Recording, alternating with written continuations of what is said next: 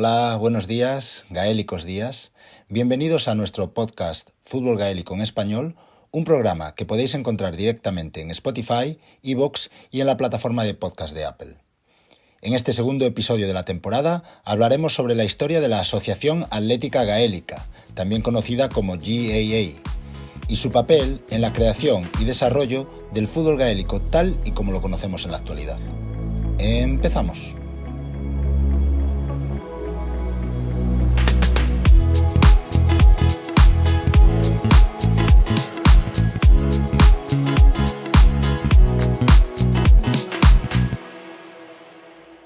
Fútbol gaélico en español.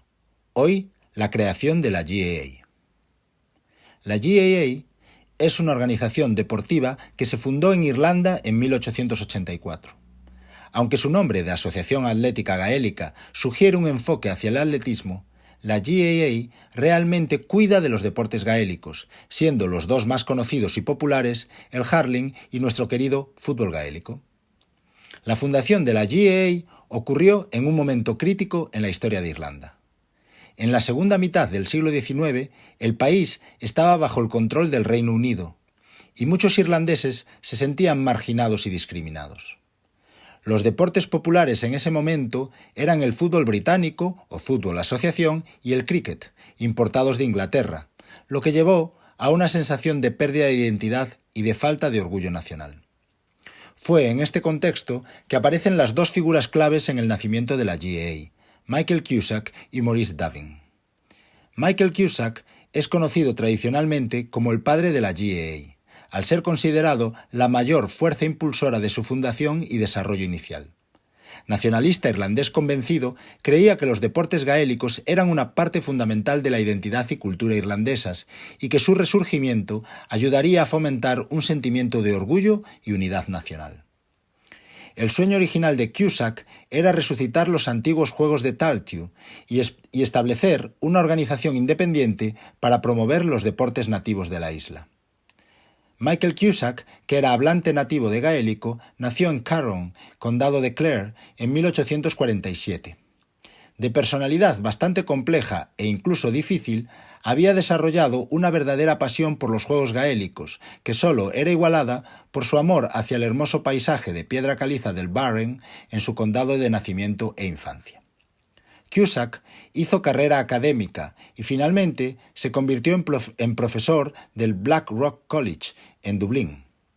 En 1877 creó su propia escuela, conocida como la Academia del Servicio Civil. El objetivo de esta academia era preparar a los estudiantes para los exámenes necesarios de acceso al servicio civil británico, la función pública de la época. Esta escuela, a la que también llamaban la Academia de Cusack, fue extremadamente exitosa, y los muchos alumnos que asistían entonces a este establecimiento eran animados a involucrarse en todas y cada una de las formas de ejercicio físico.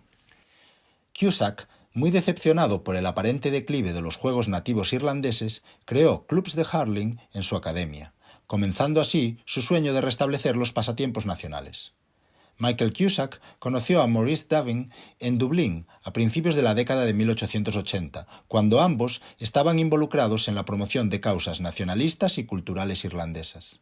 Davin nació en 1842 dentro de una familia granjera de Carrick-on-Suir, en el condado de Tipperary, y llegó a ser un atleta de gran renombre en varias modalidades. Ganó una medalla de plata en los Juegos Olímpicos de 1876 en la carrera de 1500 metros, siendo el primer irlandés en ganar una medalla olímpica.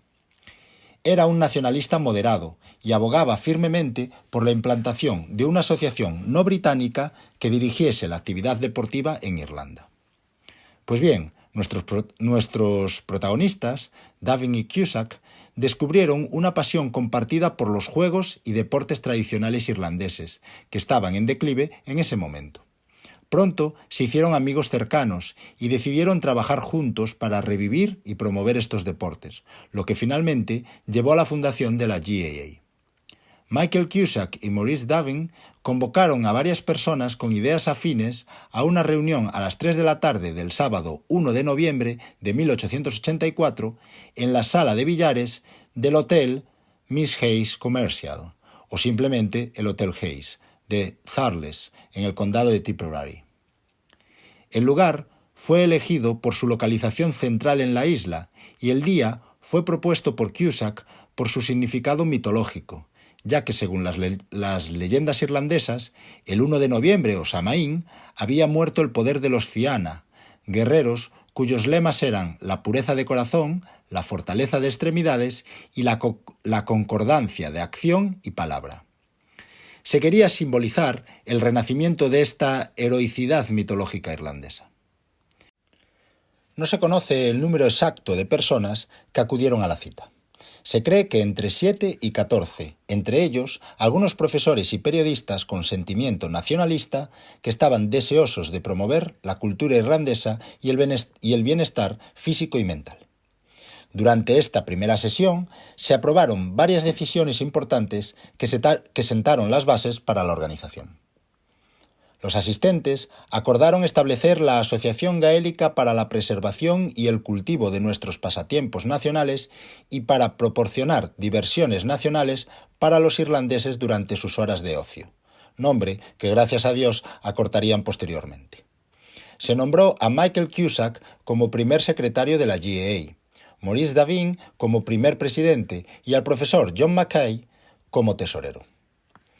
Ese mismo día se aprobó el texto para la constitución de la GAA, en el que se describe la misión, los objetivos y las normas principales de la organización. Los asistentes acordaron centrarse en promover y fomentar la reactivación de los deportes tradicionales irlandeses, en particular el hurling y el fútbol gaélico. Por último, se programó otra reunión para diciembre de 1884 para continuar organizando y planificando el futuro de la GAA. En esta segunda reunión, que se cree fue celebrada en el Hotel Victoria de Cork el 27 de diciembre, se le encargó a Davin que redactara las reglas de los deportes gaélicos. Las primeras reglas del fútbol gaélico estuvieron listas para febrero del año siguiente, 1885, pero eran muy poco concisas y tuvieron que ser aclaradas y completadas en los años siguientes. Las reglas fueron finalmente ampliamente adoptadas y en 1887 se organizaron los primeros All Ireland Championships. El primer condado ganador en fútbol gaélico fue el condado de Limerick, representado por el Club Commercials. Durante estos primeros años de existencia de la asociación, la organización creció rápidamente con la ayuda de varios famosos patrocinadores como el arzobispo de Cashel, el Dr. Thomas Croke, y se formaron nuevos clubes en toda Irlanda. Pero no todo fue fácil. La GAA tuvo con frecuencia la oposición de las autoridades británicas, quienes vieron a la organización como una amenaza para su gobierno en Irlanda. Los británicos llegaron a prohibir los juegos gaélicos en terrenos públicos y la policía interrumpía con frecuencia los partidos y arrestaba a los jugadores. Sin embargo, la GAA perseveró y su popularidad siguió creciendo a pesar de los obstáculos. Para el cambio de siglo, la GAA se había convertido en una institución sólida y bien estructurada. La organización tenía su propia sede, el icónico estadio Croke Park, en Dublín, y se había establecido como símbolo de la identidad irlandesa y el orgullo cultural. La GAA también jugó un papel decisivo en el renacimiento del idioma irlandés, y muchos de sus miembros abogaron por el uso del gaélico en las escuelas y la vida pública. Actualmente, la asociación se declara apolítica y está centrada únicamente en promover los juegos y la cultura gaélica. Hoy en día es una de las organizaciones deportivas amateur más grandes y exitosas del mundo, con más de 2.000 clubes y más de 500.000 de miembros. La organización continúa desempeñando un papel vital en la sociedad irlandesa, promoviendo el espíritu comunitario, la vida saludable y el patrimonio cultural. Y hasta aquí llegamos por hoy. Al concluir este segundo episodio de nuestro podcast Fútbol Gaélico en Español, queda claro que la GAA tiene una historia rica y fascinante. Desde sus humildes comienzos en 1884 hasta su estatus actual como pilar de la cultura irlandesa, la organización ha recorrido un largo camino, del que ahora gente de todas las naciones podemos formar parte. Espero que hayáis disfrutado aprendiendo sobre los primeros días de la GAA y su papel en la configuración de la sociedad irlandesa. Seguid el canal en los próximos episodios para saber más del pasado y del presente del fútbol gaélico. Gracias por vuestro apoyo y saludos.